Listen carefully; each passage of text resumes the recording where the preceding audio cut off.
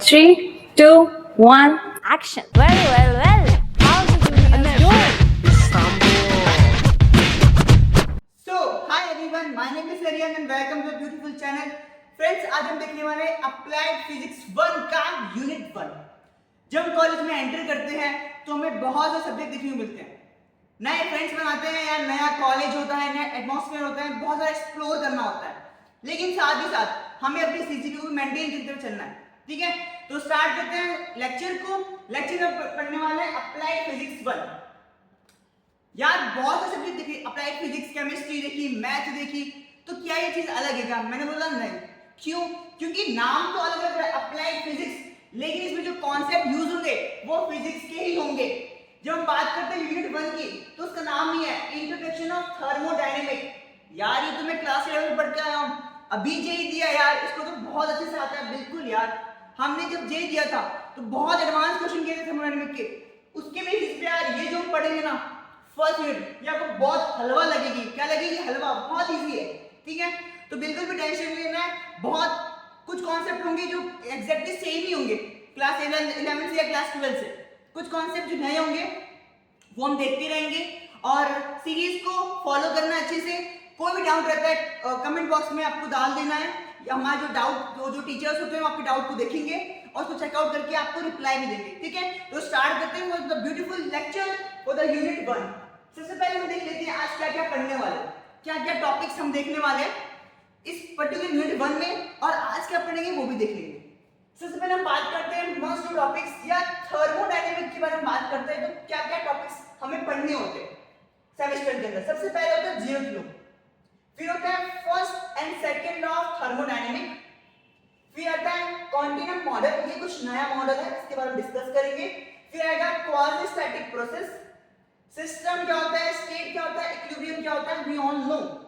और सबसे इंपॉर्टेंट देखो, जब हम प्रिपरेशन करते हैं तो क्या होता है, जब हम एक दिन पहले या एक हफ्ते पहले, क्योंकि पता है ना स्कूल की तरह नहीं करते हम, कॉलेज में आते हैं ना तो जिस दिन एग्जाम है उसके एक दिन पहले या एक हफ्ते पहले स्टार्ट करते हैं। तो स्मार्ट वर्क करना है। स्मार्ट वर्क मतलब कि जो यूनिट का यूनिट 1 हो गई या यूनिट 2 हो गई, जिस भी यूनिट को हम पढ़ रहे हैं उसमें जो इंपॉर्टेंट टॉपिक है ना यार, यानी ऐसा टॉपिक जो एग्जाम में आएगा ही आएगा। आपका मिड टर्म ले लो, आपका एंड टर्म ले लो, ये क्वेश्चन एग्जाम में रिपीट होते हैं, फ्रीक्वेंटली रिपीट होते हैं। बात करता हूं कार्नोट इंजन की, कोई ऐसा एग्जाम नहीं होगा मिड टर्म एंड टर्म जिसमें ये आया नहीं होगा। आप पीवाई को खोल के देखो, 24 को खोल के देखोगे, 23 को खोल के देखोगे, ये आपको क्वेश्चन दिखेगा ही दिखेगा। ये 5 मार्क्स में, 7 मार्क्स में, 3 मार्क्स में ये दिखेगा ही दिखेगा। तो बहुत इंपॉर्टेंट है। यूनिट 1 से कुछ करो ना करो लेकिन ये जरूर करके जाना, बिकॉज क्यों? क्योंकि ये 5 स्टार क्वेश्चन।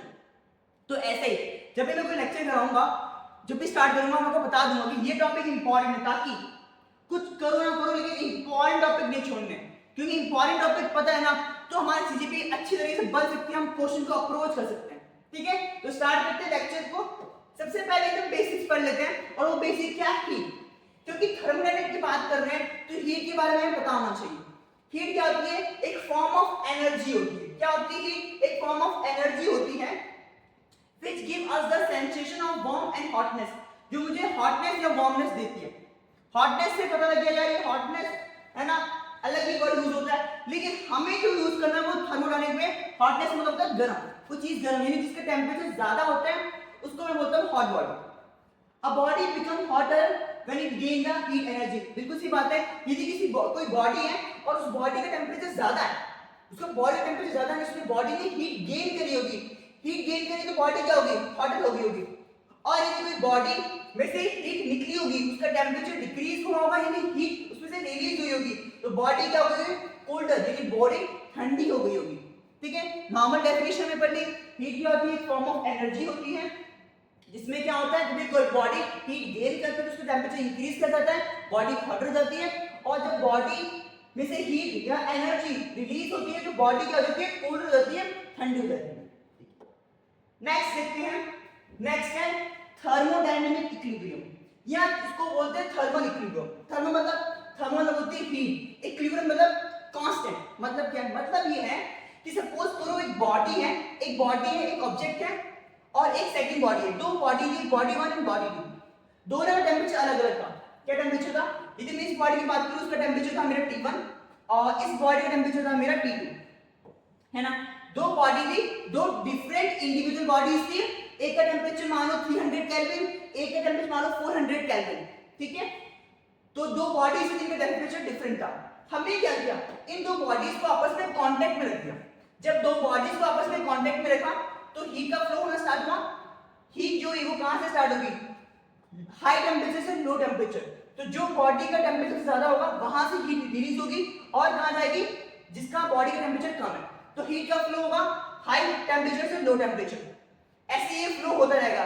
एक ऐसा स्टेट आएगा, एक ऐसी कंडीशन आएगी, एक ऐसा टाइम आएगा जहां पर क्या होगा, बॉडी का टेम्परेचर इक्वल हो जाएगा, यानी दोनों बॉडीज का जो टेम्परेचर है वो सेम हो जाएगा। एट पर्टिकुलर इंस्टेंट जब दो बॉडी का टेम्परेचर सेम हो जाएगा तो क्या होगा? अब हीट का फ्लो नहीं होगा। अब क्या होगा? हीट का फ्लो नहीं होगा। वो पर्टिकुलर कंडीशन, वो पर्टिकुलर स्टेट को क्या बोलते हैं? थर्मल इक्विलिब्रियम कहता हूं। तो वही चीज लिखी हुई है, thermal equilibrium is obtained when touching the objects. जब मैं किसी दो सिस्टम को, दो बॉडी को आपस में टच कर देता हूं, रीच एट अ टेम्परेचर, वो एक सेम टेम्परेचर तक पहुंच जाती है। टेम्परेचर का चेंजेस होता है, हीट का फ्लो होता है। एक ऐसा सिचुएशन आती है जहां पे दोनों बॉडीज का टेम्परेचर यानी T1 temperature and T2 temperature आपस में बराबर हो जाते हैं। वो पर्टिकुलर स्टेट क्या कहलाती है? थर्मल इक्विलिब्रियम कहलाती है। When thermal equilibrium is reached, the system loses its ability to work. बिल्कुल सही बात है कि थर्मल इक्विलिब्रियम में क्या होता है? सिस्टम अपना एबिलिटी, जो वर्क करने की एबिलिटी उसको क्या कर देती है? वो लूज कर देती है, ठीक है। तो पता लग गया थर्मल इक्विलिब्रियम क्या होता है, ठीक। नेक्स्ट देखते हैं। नेक्स्ट है मेरा zeroth law of thermodynamics. Exam की बारे में बात करूं तो एग्जाम में जो मैंने पढ़ा था 5 स्टार क्वेश्चन, कार्नोट इंजन आता ही आता है। सेकंड क्या क्वेश्चन आता है? कार्नोट इंजन के साथ साथ क्वेश्चन आता है लॉज या जीरोथ लॉ पूछ लेगा, फर्स्ट लॉ, सेकंड लॉ। ये तीनों लॉज बहुत ज्यादा इंपॉर्टेंट है। इनकी डेफिनेशंस, इनकी लिमिटेशंस करते हुए जाना। क्यों? क्योंकि कार्नोट इंजन के साथ इनकी डेफिनेशंस, इनकी लिमिटेशन दिखती है ना। 3 मार्क्स में, 5 मार्क्स में क्वेश्चन दिखेगा। ठीक है, स्टार्ट करते हैं। क्या डेफिनेशंस है? जीरोथ लॉ ऑफ थर्मोडायनामिक्स क्या कह रहा है? जीरोथ लॉ ऑफ थर्मोडायनामिक्स ये कह रहा है कि if two systems are separately, यानी दो बॉडीज हैं, एक बॉडी 1 है, एक बॉडी 2 है, जो आपस में सेपरेट है। क्या है? आपस में सेपरेट है। तो एक बॉडी 1 है, एक बॉडी 2 है और एक बॉडी 3 है। 3 बॉडीज है, बॉडी 1 और बॉडी 2। बॉडी 1 सपोज को जैसे मैं इस तरीके से डायग्राम बनाता हूं, ये मेरी बॉडी 1 है और ये मेरा बॉडी 2 है और ये मेरा बॉडी 3 है, ठीक है। 3 बॉडीज है, ये बॉडी 1, ये बॉडी 2 और ये बॉडी 3। 3 बॉडीज है, यस। मैंने बोला कि मेरा बॉडी 1 बॉडी 2 से कनेक्टेड है, बॉडी 2 बॉडी 3 से कनेक्टेड है। तो मैंने ये बोला कि 1 और 2 आपस में इक्विलिब्रियम में, 1 यानी बॉडी 1 और बॉडी 2 आपस में थर्मल इक्विलिब्रियम में, बॉडी 2 और बॉडी 3 आपस में थर्मल इक्विलिब्रियम में। तो जीरोथ लॉ ऑफ थर्मोडायनामिक्स ये बोलता है कि 1 और 2 आपस में थर्मल इक्विलिब्रियम में है, 2 और 3 आपस में थर्मल इक्विलिब्रियम में, तो 1 और 2 भी आपस में क्या होंगे? थर्मल इक्विलिब्रियम में होंगे। ये इसकी क्या होती है? इसकी स्टेटमेंट है, इसकी डेफिनेशन है। When two systems are separately found to be in thermal equilibrium with the third system, यानी जब दो सिस्टम आपस में थर्मल इक्विलिब्रियम में, तो थर्ड सिस्टम भी क्या होगा? आपस में थर्मल इक्विलिब्रियम में ही होगा। क्यों? क्योंकि देखो नॉर्मल सी बात है, देखो इसका टेंपरेचर यदि मान लो T है, इसका टेंपरेचर भी T होगा क्योंकि दोनों थर्मल इक्विलिब्रियम में। मैंने बोला यस। फिर सर आपने बोला इसका टेंपरेचर सेम है। सर इसका टेंपरेचर तो T है, ठीक है। तो सर इसका टेंपरेचर भी क्या होगा? T होगा। क्यों? क्योंकि थर्मल इक्विलिब्रियम में, यस। अब देखो इसका टेंपरेचर भी T है, इसका टेंपरेचर भी T है, इसका टेंपरेचर भी T है, तो ये इनके दोनों का टेंपरेचर भी क्या होगा? T होगा। तो यदि ये दोनों आपस में थर्मल इक्विलिब्रियम में, 2 और 3 आपस में थर्मल इक्विलिब्रियम में, तो 1 और 3 भी क्या होंगे? आपस में थर्मल इक्विलिब्रियम में होंगे। ये स्टेटमेंट यहां पे लिखी हुई है। और अच्छे से लिख लेते हैं।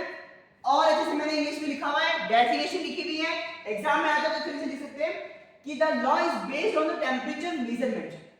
टेंपरेचर मेजरमेंट पे लॉ डिपेंड करता है। हमने देखा भी कि टेंपरेचर पे डिपेंड कर रहा था। दोनों का टेंपरेचर सेम था, फिर दो बॉडीज का टेंपरेचर सेम था, तो आपस में क्या हो गया? सेम टेंपरेचर हो गया। When a body A is in thermal equilibrium with another body, जब A बॉडी B बॉडी से thermal equilibrium में है और R separate with the thermal equilibrium with C, तो वो सी के साथ में थर्मल इक्विलिब्रियम में होगी।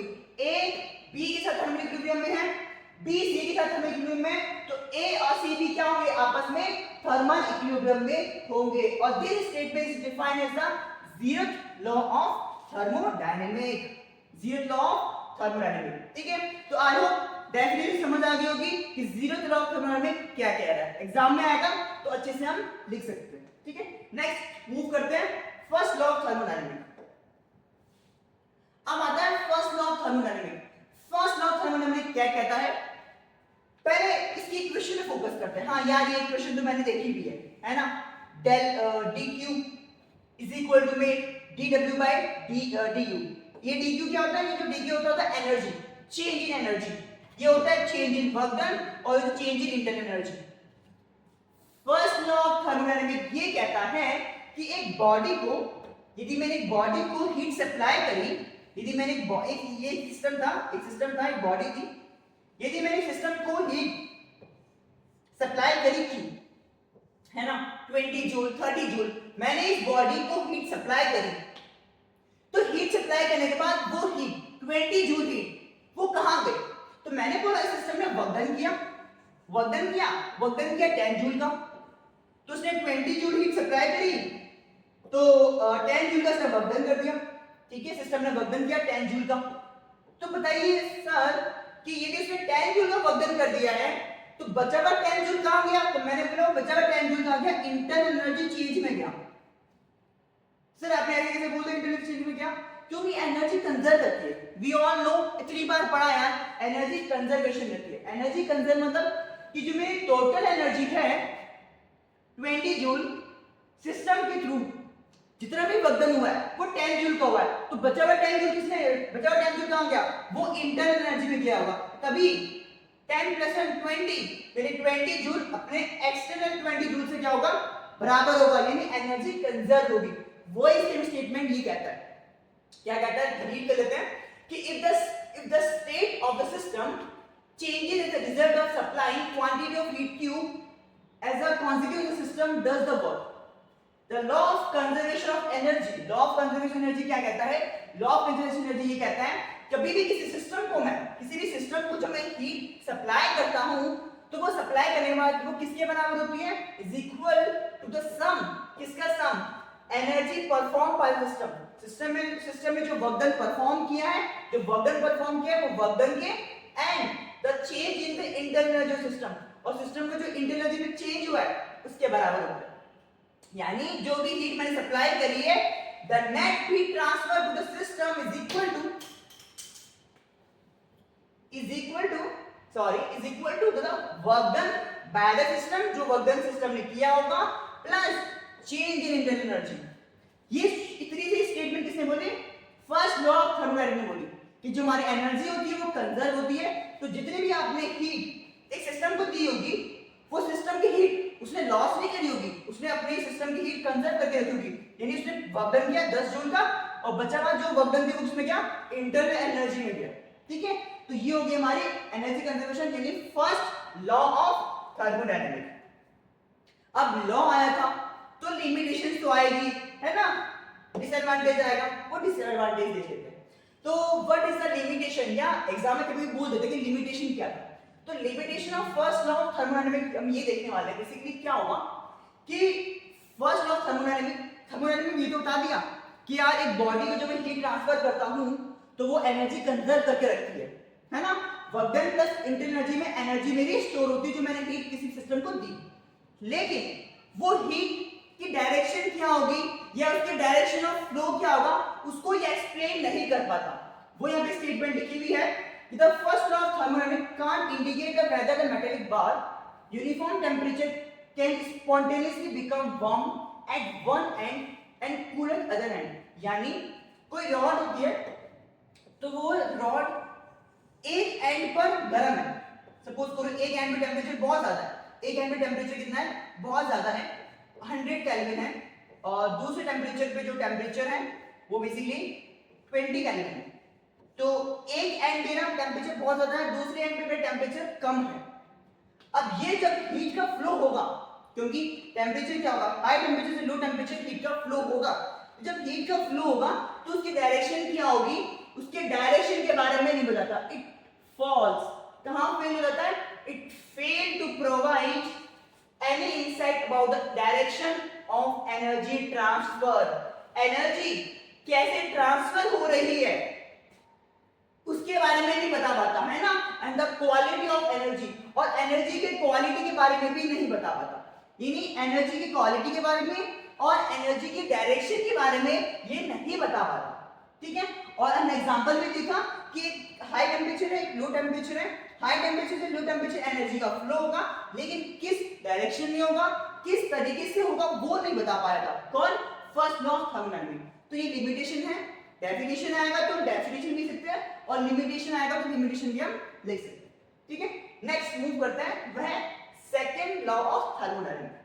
सबसे पहले क्या कर रहे हैं हम, तीनों के तीनों लॉ कंप्लीट कर रहे हैं, उसके बाद नेक्स्ट मूव करेंगे। अब आता है second law of thermodynamics. First law पता लग गया, जीरो का पता लग गया, सेकंड लॉ कहता है, सेकंड लॉ ये कहता है कि कोई भी नेचुरल अकरिंग प्रोसेस, यानी कोई भी जब नेचुरल अकरिंग प्रोसेस होता है, जब भी कोई भी नेचुरल अकरिंग प्रोसेस होता है, कोई भी नेचुरल अकरिंग प्रोसेस जो होता है, उसकी जो एंट्रोपी होती है, एंट्रोपी जो होती है वो हमेशा क्या होगी, इंक्रीज करेगी। एंट्रोपी, जो एंट्रोपी है वो हमेशा क्या करेगी, इंक्रीज करेगी। क्या करेगी, इंक्रीज करेगी। यानी जो भी मेरे नेचुरल अकरिंग प्रोसेस होते हैं उनका एंट्रोपी हमेशा स्पॉन्टेनियस, मतलब कि एंट्रोपी हमेशा इंक्रीज करेगी या फिर कांस्टेंट होगी, या फिर क्या होगी, कांस्टेंट होगी, या फिर क्या होगी, हमारी कांस्टेंट होगी।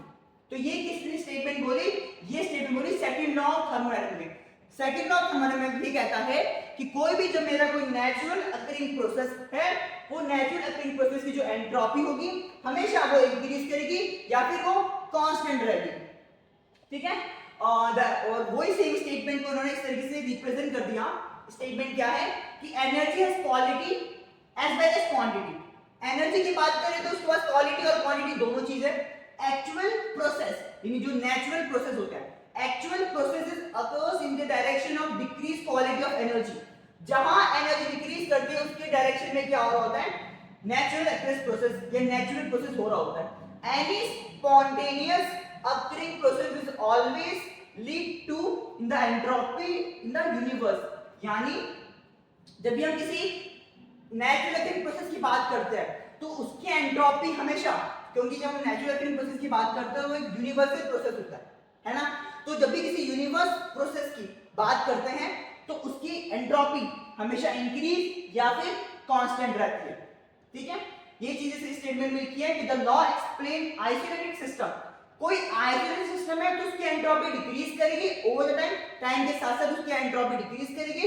और S क्या रिप्रेजेंट कर रहा है, एंट्रोपी को रिप्रेजेंट कर रहा है। एक फॉर्मूला लिखा है इसका, फॉर्मूला लिख देता हूं मैं, delta X is my entropy is equal to में delta Q into temperature, into temperature. ये जो टेम्परेचर का फ्लो हो रहा है इसका एक डायग्राम भी हमने देखा होगा कि इस तरीके से एक डायग्राम बना हुआ होता है, ठीक है। इस तरीके से एक डायग्राम बना हुआ है,